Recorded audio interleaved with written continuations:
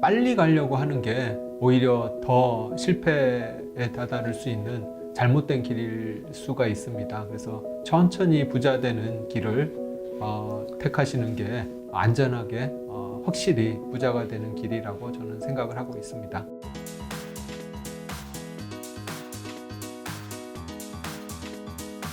오늘 책은 바로 돈의 심리학 편입니다.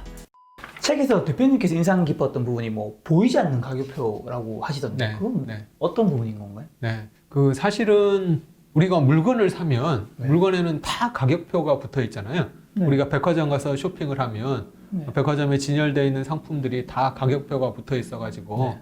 뭐 이 물건이 얼마짜리인지 우리가 다 아는데, 근데 우리가 실제로 살아가면서 인생을 살면서 우리가 접하게 되는 많은 일은 가격표가 없어요. 네.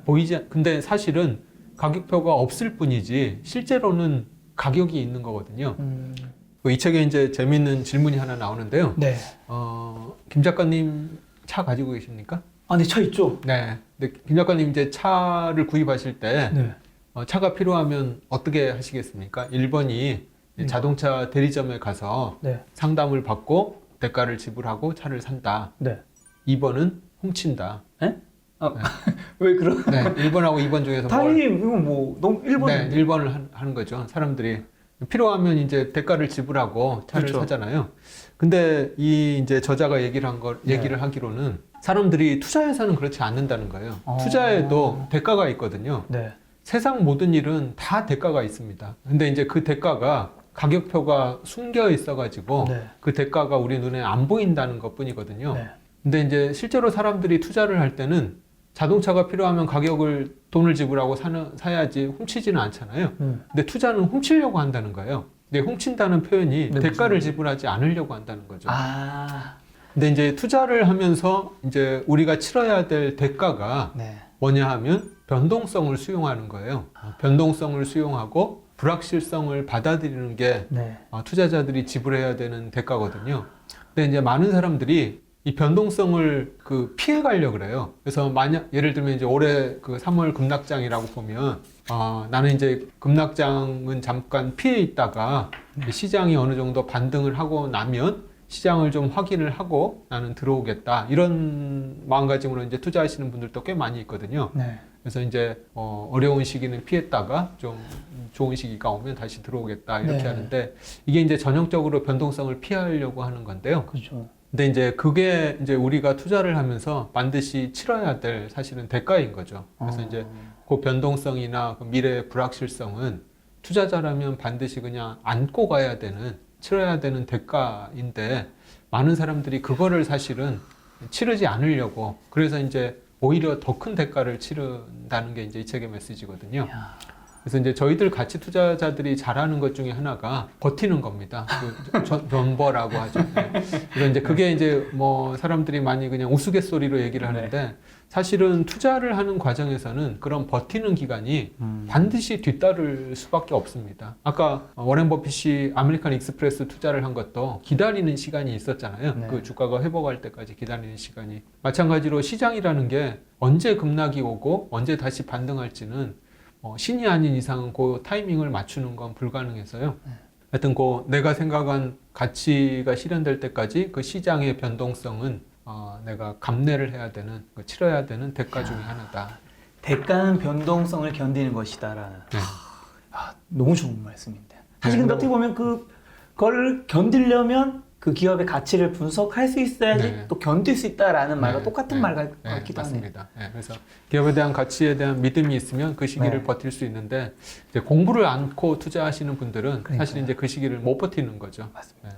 근데 이제 이 책에서는 이제 그걸 못 버틴다기보다 대가를 치르려고 하지 않는다라고 표현을 하는데요. 너무 좋은 말씀입니다. 그리고 또 너와 나는 다른 게임을 하고 있다. 이건 무슨 말인가요? 네, 저도 이제 이 책에서 이제 제일 인상 깊었던 게 이제 그 부분인데, 네. 많은 사람들이 사실은 다 주식 투자를 한다고 얘기를 하고 있지만 네. 사실은 다른 게임을 하고 있어요. 그러니까 비유를 들어보자면, 예를 들면 이제 올림픽 경기 같은 경우에 100m 달리기 선수, 뭐 마라톤 선수, 1000m 달리기 선수 또는 뭐 장애물 뛰어넘기 선수들이 다 다른 트랙에서 경기를 하잖아요. 그렇죠. 100m 달리기 선수는 100m 트랙에서 자기들끼리 경기를 하고 마라톤 는 막 선수들은, 도심도 네. 질주하고. 근데 투자는 그렇지 않아요. 한 트랙에서 네. 100m 선수랑 마라톤 선수랑 장애물 뛰어넘기 선수가 네. 한 트랙에서 다 같이 경기를 하는 거죠. 근데 내가 만약에 마라톤을 하겠다라고 네. 경기에 참여를 했는데 옆에 있는 선수가 뭐 전력 질주를 하는 거예요. 네. 나를 이제 앞서서 네. 전력 질주를 하는 거예요. 근데 그 선수는 이제 100m 달리기 선수인 거죠. 근데 나는 마라톤을 하겠다라고 참여를 했는데 100m 달리기 선수가 전력 질주를 해서 나를 앞지르니까 조급해지죠. 네, 나도 속력을 내 가지고 네. 걔를 따라잡으려고 속력을 내면 그게 되겠습니까? 안 그게 되죠. 이제 실제로 투자에서 벌어진다는 거죠. 투자에 참여하는 사람들도 사실은 다 그 타임 프레임이 틀리고 네. 생각하는 투자 방식이 다 틀리거든요. 예를 들면은 저 같은 경우는 네. 이제 저는 가치 투자를 하는데 제가 가치 산정을 할 수 없는 기업에는 이제 저는 투자를 안 하고 있거든요. 그래서 이제 뭐 예를 들면은 뭐 테슬라 같은 경우에 네. 저는 이제 좀 개인적으로는 굉장히 비싸다라고 네. 생각을 해서 투자를 안 하는데 이제 그런 테슬라에 투자를 하시는 분들 같은 경우에는 이제 저하고 다른 게임을 하는 거라고 볼 수 있는 바로 거죠. 맞은편에 계십니다. 아, 다르게. 뭔가 수익률을 봤는데 죄책감이 느껴지네요, 갑자기.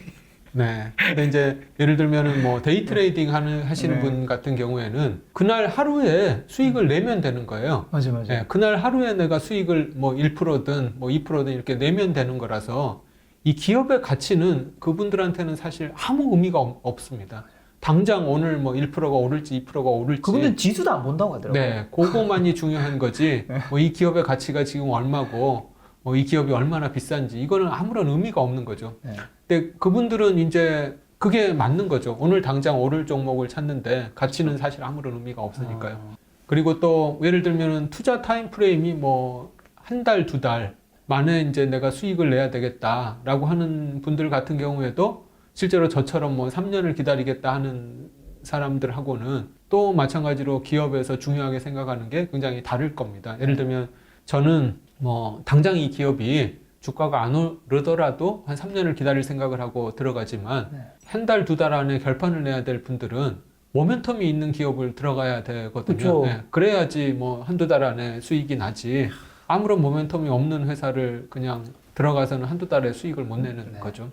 그래서 이렇게 수많은 사람들이 이렇게 다른 마음으로 참가를 하고 있는 게 투자 세계라는 거죠. 네. 100m 선수랑 마라톤 뭐 선수랑 뭐 네. 1000m 달리기 선수가 다 같이 참여를 하는 건데 내가 마라톤을 하겠다고 참여를 하고 100m 달리기 선수가 뭐 전력 질주를 한다고 내가 그 선수를 따라잡을 수 없는 것처럼 네. 투자도 마찬가지로 나는 3년의 호흡을 가지고 들어갔는데 뭐 한두 달 호흡을 가지고 들어간 사람이 그 수익률이 네. 막 10% 20% 나는 거를 보고 이제 나도 조급해져 가지고 내 투자 스타일을 바꾼다거나 내 페이스를 흔들리게 되면 네. 이제 뭐 이도저도 안 되게 되는 거죠. 네, 어떻게 보면 같은 게임을 하고 있다는 착각과 남의 레이스를 비교를 하다 보니까 부동산이든 주식이든 어떻게 버블이 좀 발생하는 것도 좀 연관이 되어 있을 것 같다는 생각이 좀 드네요. 네.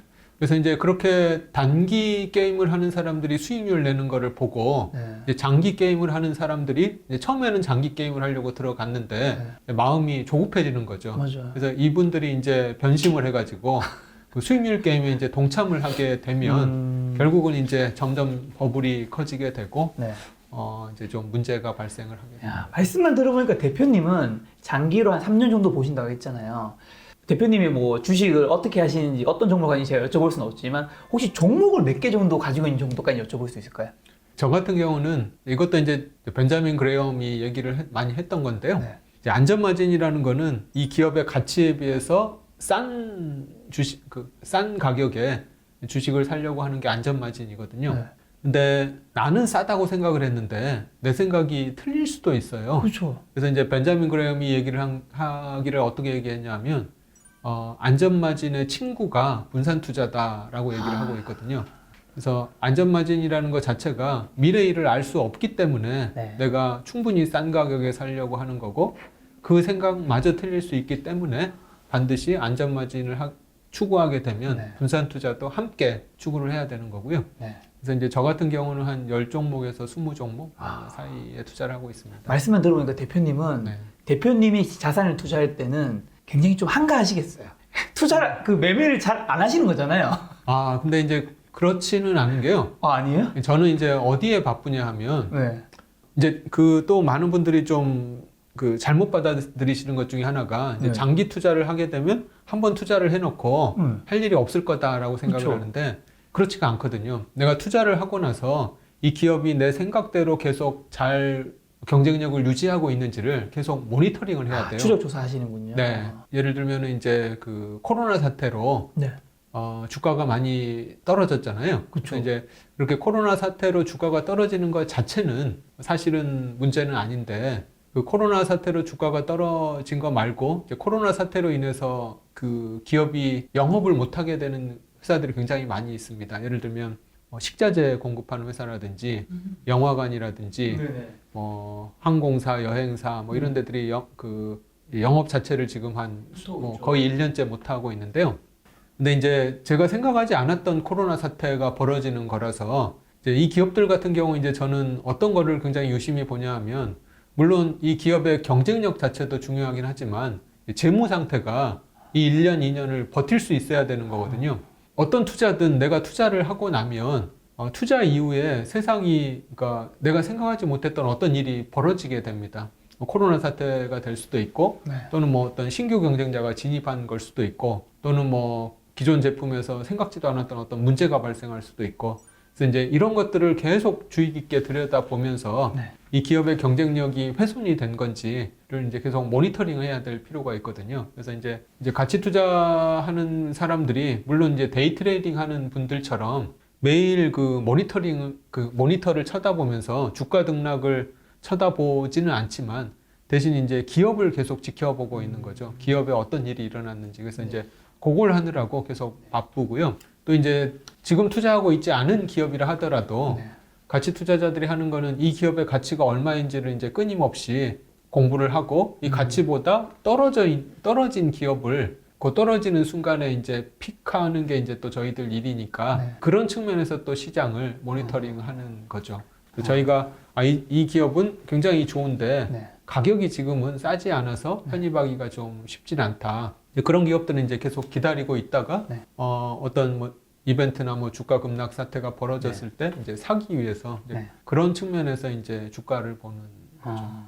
저는 책에서 사실 이 부분이 되게 좀 좋았었는데요. 꼬리가 모든 것을 좌우한다. 이런 문장이 있더라고요. 이게 네. 좀 어떤 내용인 건가요? 유명한 말 중에 네. 20-80 룰이라는 거 들어보셨습니까? 그 파레토 법칙. 네, 파레토 말씀하시는 법칙 거죠? 맞습니다. 네. 예를 들면 모든 일이 20%가 예를 들면 기업에서도 일 잘하는 20%가 일을 대부분 다 하고 투자자들 경우에도 보면 실제로 뭐 한 20%가 80%의 돈을 벌고 나머지 80%는 뭐 돈을 거의 못 그쵸. 벌고 뭐 이런 게 이제 네. 20-80 룰이잖아요. 그 투자에서도 마찬가지라는 거죠. 내가 100종목을 투자를 하면 그 100종목 중에서 실제로 돈을 벌어주는 종목은 한 20개 종목이 돈을 벌어주고 나머지 80종목에서는 그렇게 큰 수익이 안 나는 게 이제 20-80 법칙인데요. 그래서 그 꼬리가 모든 것을 좌우한다는 얘기도 그렇게 나한테 어떤 큰 돈을 벌어주는 거는 내가 10개를 투자하면 10개가 다 돈을 벌어주는 게 아니라 그 중에서 한두 개, 두세 개가 큰 돈을 벌어준다는 거죠.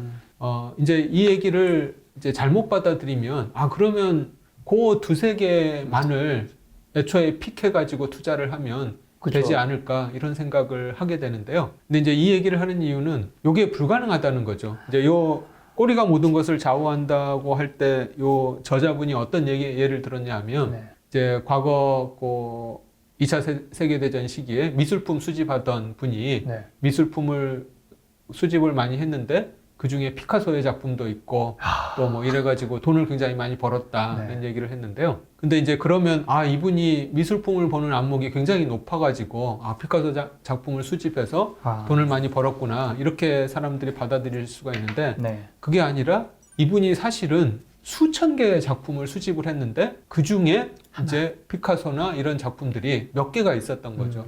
그래서 이분이 이제 그 피카소 작품 그 몇 개로 엄청난 돈을 벌었고 네. 나머지 1000개 작품은 사실은 별 볼 일 없는 작품이었다. 그 얘기를 하기 위해서 이제 꼬리가 묻은 것을 좌우한다고 얘기를 하고 있는데요.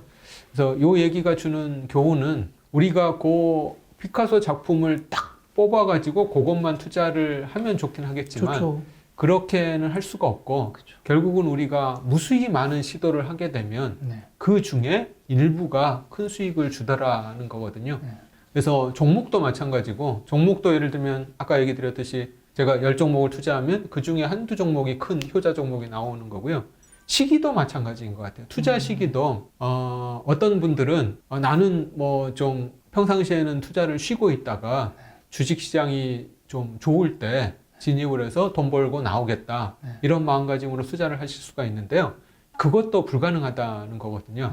항상 시장에 머물러 있어야지 언제 그 결정적인 순간이 올지는 사실 아무도 알 수가 없어서요. 그래서 투자를 할 때는 실제로 이제 주가가 올라가는 거는 주가가 이렇게 선형으로 꾸준히 이렇게 올라가는 게 아니라 계속 횡보를 하다가 어느 순간 이렇게 팍 튀거든요. 요 시기를 놓치면 사실은 수익을 다 놓치는 거나 마찬가지라서 요 시기를 잡으려면 항상 시장에 머물러 있어야 되는 거죠. 그래서 이제 그런 측면에서 이런 10개 중에 한두 개가 큰 수익을 주는데 또 역설적이게도 그 한두 개를 잡으려면 그 10개를 다 가지고 있어야 되는 거죠. 책에서도 사실 이거와 이제 부연 설명해 주는 것들이 첫 번째가 이제 2018년 아마존은 S&P 지수 수익률의 6%를 견인했다. 사실 500개 중에 하나가 6%를 담당했다는 거고, 피터 린치는 이 업계에서 끝내주는 사람이라면 10번 중에 6번을 맞히겠죠. 나머지 40%는 실패한다는 얘기잖아요. 어떻게 보면. 10번 중에 6번 맞추면 대단한 거죠. 그리고 워렌 버핏은 2014년 버크셔에서의 주주총회에서 평생 400에서 500곳의 주식을 보유했지만 대부분의 돈을 벌어준 것은 그중 10곳밖에 없었다라는 얘기를 했었는데, 그리고 또 조지 소로스가 하신 말씀이 맞는가 틀린가 그것이 중요한 게 아니다. 중요한 것은 옳았을 때 얼마를 벌었고 틀렸을 때 얼마를 잃었는가이다인데, 저는 사실 이 파트에서 약간 주식 투자를 좀 넘어서 인생이 좀 중요하면 좋겠다 생각이 드는 게, 사실 우리가 무언가를 도전할 때 그 나이가 들면 들수록 도전하는 게 되게 무섭잖아요.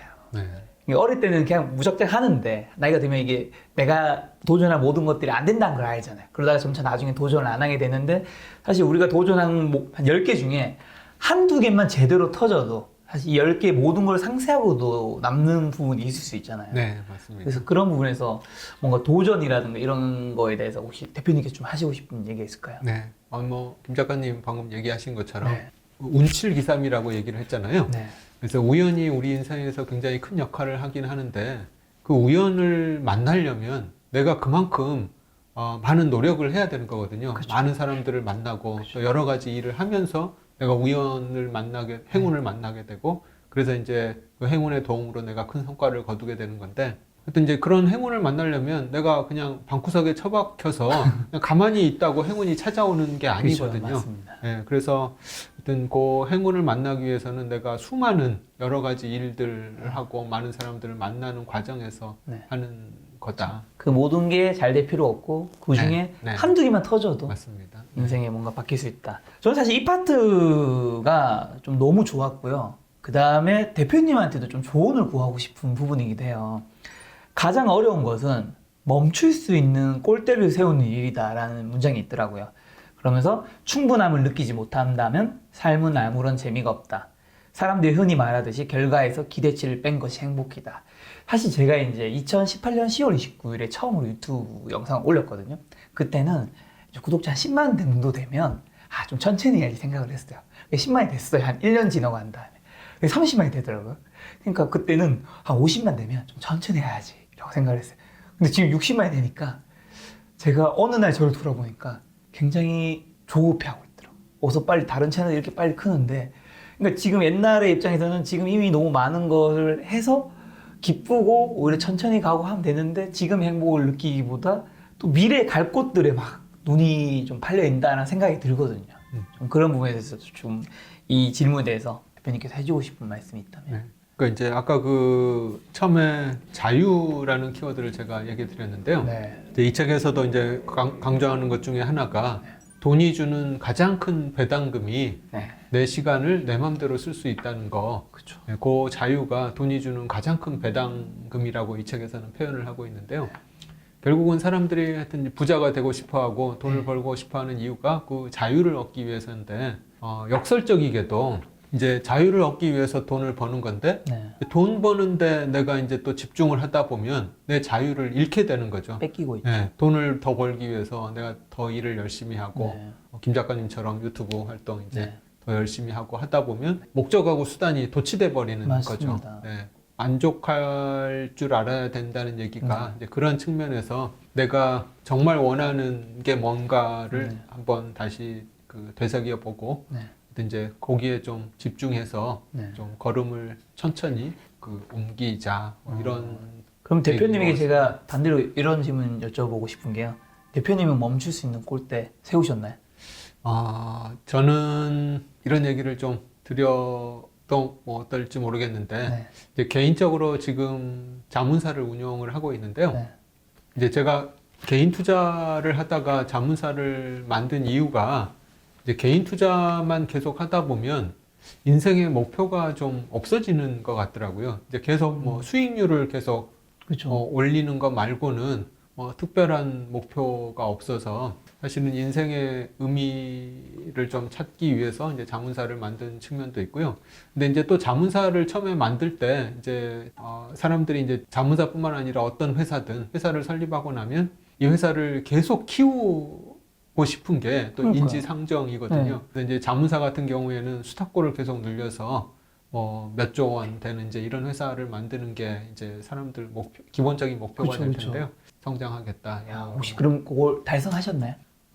지금 한 뭐 절반 정도 뭐 이렇게 되는 것 같습니다. 그럼 앞으로 아직 그 꼴대는 좀 더 뒤에 있긴 하네요. 네, 거기에 만약에 대표님 도착하시면 네. 멈추실 것 같으세요? 하여튼 저는 멈추려고 하고 있는데요. 네.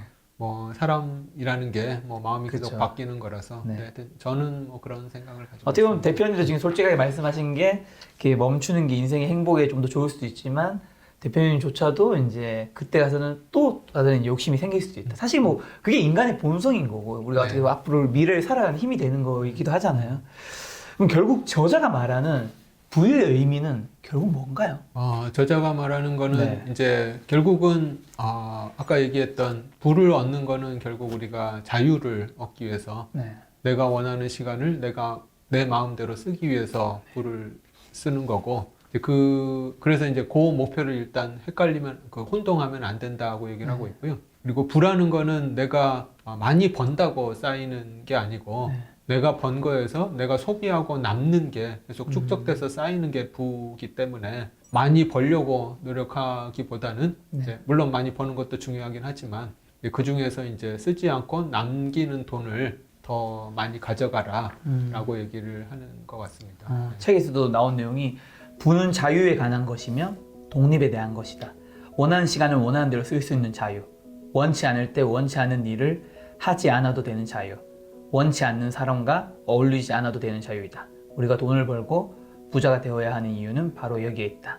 결국 한마디로 정리하면 원하는 대로 살아가는 힘인데 대표님은 지금 그런 삶을 살고 계신 거겠죠? 네. 아직 그런 삶을 살면 저는 아직 사실 경제적 자유를 그 정도 달성하진 아직 못했기 때문에 궁금한 게 그런 삶을 살면 아무래도 좀 더 행복할 확률은 높을 수 있는 거잖아요. 그 시점에서 대표님을 힘들게 하는 것들은 어떤 게 있나요? 근데 이제 이거는 뭐 저뿐만 아니라 뭐 네. 거의 사람이라면 누구나 다 가지고 있는 고민일 것 같은데요. 네. 뭐 결국 뭐 그 건강하고 가족하고 뭐 이런 문제겠죠. 네. 결국에는 가장 본질로 돌아와서 건강과 가족 이쪽으로 돌아오는 거군요. 지금 이 영상을 보고 계신 분들은 이제 아무래도 투자 관심 있는 개인 투자분들 많으실 텐데 혹시 마지막으로 해주고 싶은 말씀이 있다면?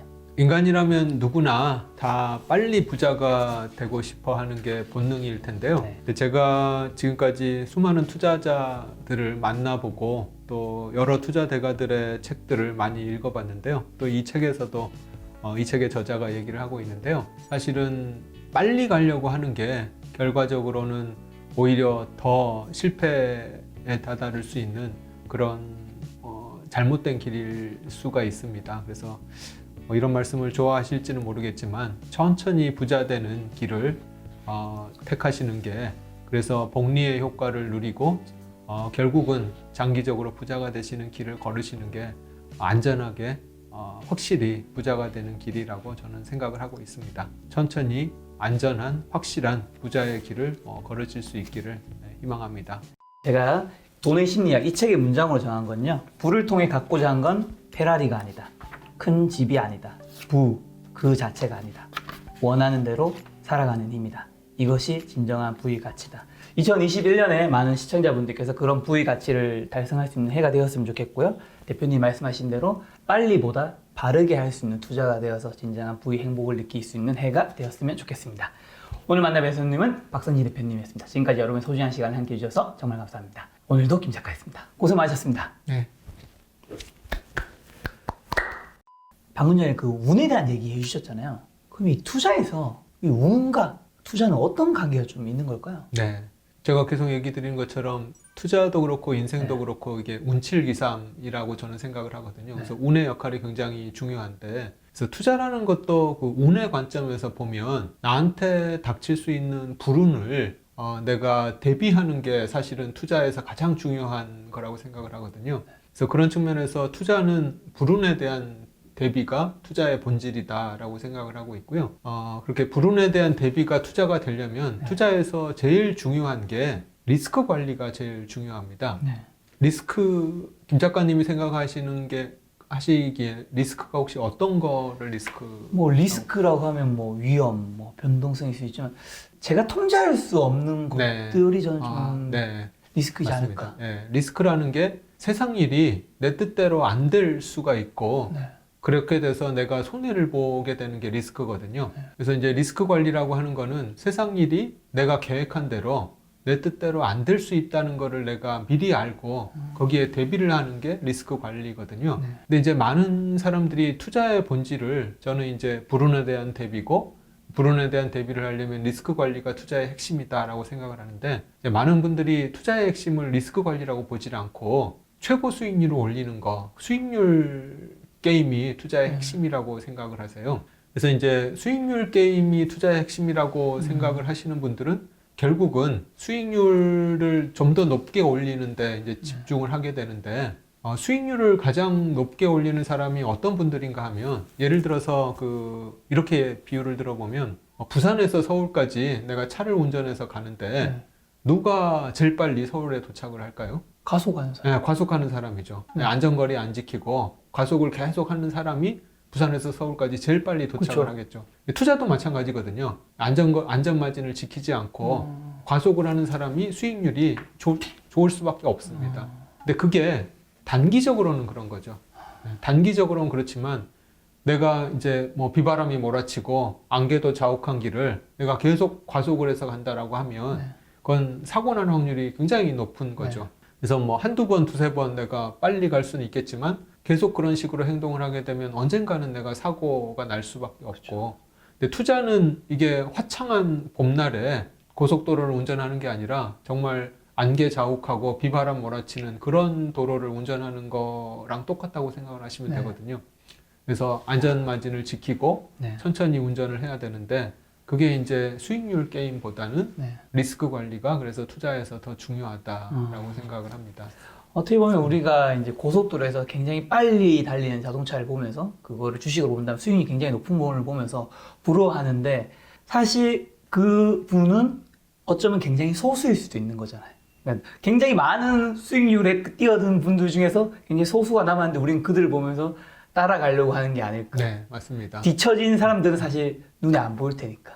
그래서 운을 실력으로 착각하게 되는 가장 좀 대표적인 경우가 그런 부분인 것 같습니다. 알겠습니다.